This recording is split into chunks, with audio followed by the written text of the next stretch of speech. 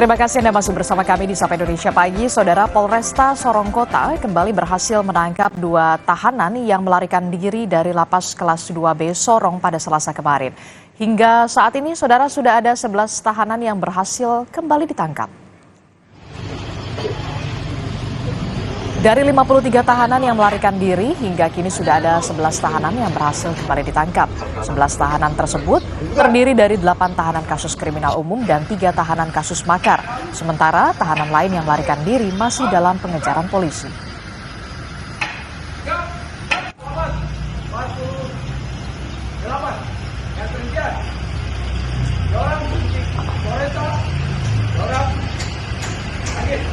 Sebelas orang sudah kita amankan. Kemarin pertama 6, kemudian 3 dan 2. Jadi totalnya sampai pagi ini 11. Dan kita akan terus melakukan pengejaran. Kita akan terus melakukan penyekatan di semua tempat, di semua akses keluar maupun masuk kota Sorong ini. Saudara, Pemprov Papua Barat Daya mempertimbangkan relokasi lapas yang dinilai kelebihan kapasitas.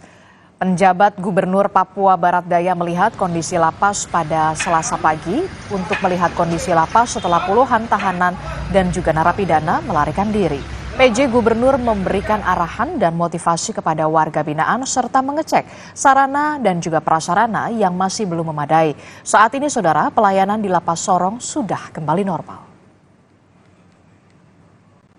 Relokasi lapasnya di sini sudah tidak cocok untuk lapas. Kita harus cari tempat yang lebih baik, yang lebih luas, yang lebih bisa dikembangkan lebih lanjut, sehingga itu menjadi tanggung jawab dari pemerintah daerah untuk menyiapkan lahannya. Jadi kita akan tindak itu. Saya minta ya kalau dia dari sekarang kita mulai merencanakan ada master plan untuk pengembangan lapas kelas 2.